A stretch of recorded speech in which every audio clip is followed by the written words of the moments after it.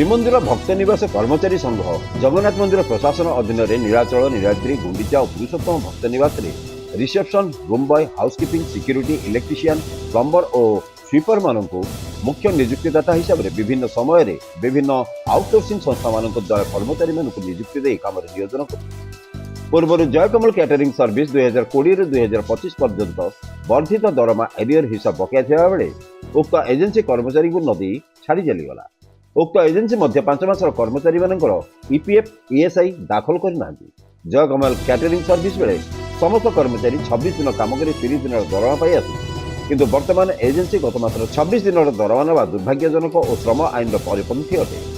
कौन एजेन्सी कर्मचारी प्रत्येक मासर वेज स्लिप देना एवं दरमा मुताबक ईपीएफ अंश केतेक कर्मचारी दाखल करना। ईएसआई कार्ड परिवार नाम भर्ती कर ईएसआई कार्ड देना। रथ बोनस नहीं कि दशहरा बोनस दि जाऊना। कर्मचारी मानकर पोशाक दियंती नहीं। मुख्य नियुक्तिदाता भाव में निम्नलिखित दाबी संपर्क में आलोचना समाधान अनुरोध कर आउटसोर्सिंग प्रथा उच्छेद कर समस्त कर्मचारी को मंदिर कर्मचारी भाव में नियुक्ति दि जाऊ। 10 वर्ष ऊर्ध्व काम कर कर्मचारी हाई स्केल मजूरी दि जाऊ। पूर्व एजेन्सी जयकमल कैटरिंग सर्विस बकाया रखि कर्मचारी मजूरी तुरंत दि जाऊ और बाकी रही ईपीएफ से अकाउंट दाखिल कर प्रत्येक मासर वेज स्लिप कर्मचारी दि जाऊ। ईपीएफ ईएसआई कर्मचारी दरमा मुताबक प्रति मासरे ठीक समय दाखल कर श्रम आईन मुताबक समस्त कर्मचारी को प्रतिवर्ष रथ बोनस और दशहरा बोनस दि जाऊ। श्रम आईन मुताबक सवैतनिक छुट्टी दि जाऊ। 26 दिन परिवर्ते 30 दिन दरमा दि जाऊ और राष्ट्रीय सरकारी छुट्टी सहित मंजूरी दि जाऊ। वर्ष को सर्वनिम्न 2 हल पोशाक सहायता राशि जोगे दि जाऊ। समस्त कार्यरत कर्मचारी को ग्रुप इन्स्योरेंस रे अंतर्भुक्त करा जाऊ। एही समस्त दाबी पूरण करने अनुरोध कर श्रीमंदिर भक्त निवास कर्मचारी संघ।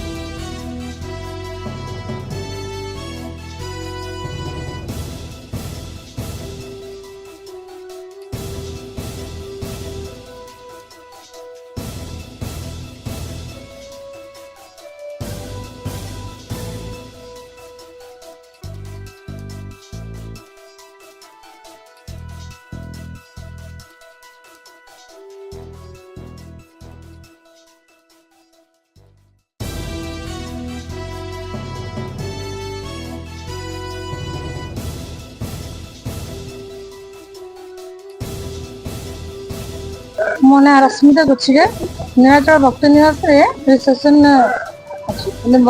गत 17 वर्ष है आम ये कार्यरत अच्छु आवर्जना हिसाब से कार्यरत अच्छु किंतु ये जो ठिका कर्मचारी द्वारा आम जो नियुक्त अच्छु यह द्वारा आमको बहुत गुड असुविधा सम्मुखीन करने पड़ुछि। ठिका कर्मचारी बदलला पर नीति नियम सब बदल जाऊँगी। केतବେଳେ 30 दिन दरमा बदले 26 दिन दरमा मिलूँ। आमर छुट्टी दिन गुड़ाक कौन प्रकार बाध्यतामूलक आमको कौन प्रकार देना। तेणुक आम आम दाबी नहीं आम आज से प्रशासन आम चीफ पाखे आम दाबी से आम प्रिंसिपल एम्प्लॉयर तेणु आम पाखे दाबी रखा चाहूँ जे आमको ये जो स्वल्प दरमा जो रखी जो 15,000 दरमा 15,000 भी बर्तमान मिलूनी। बर्तमान 12,000 से ये जो 12,000 दरमा दैनिक 550 26 दिन पैसा चलिया बहुत कष्टकर। तेणु या विषय आम केवल आम श्री मंदिर प्रशासन की ही आम जनइबू जे आम दरमा को दयाकर 26,000 मासिक करूँ।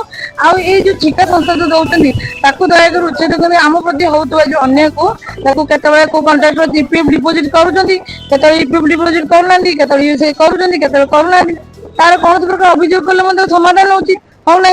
तेणुक यही दाबी नहीं यही किसी गुड़े दाबी नहीं आम मंदिर प्रशासन पाखे अभियोग करने को आज जाऊँ। ଆପଣ ଆଜ୍ଞା ଭାବୁଛନ୍ତି ମନ୍ଦିର ପ୍ରଶାସନ ଆପଣଙ୍କ ପାଇଁ କିଛି ଅବ୍ୟବସ୍ଥା କରୁଛନ୍ତି? ନାଇଁ ନାଇଁ, କୌଣସି ଅବ୍ୟବସ୍ଥା ଏଥିରେ ନାହିଁ।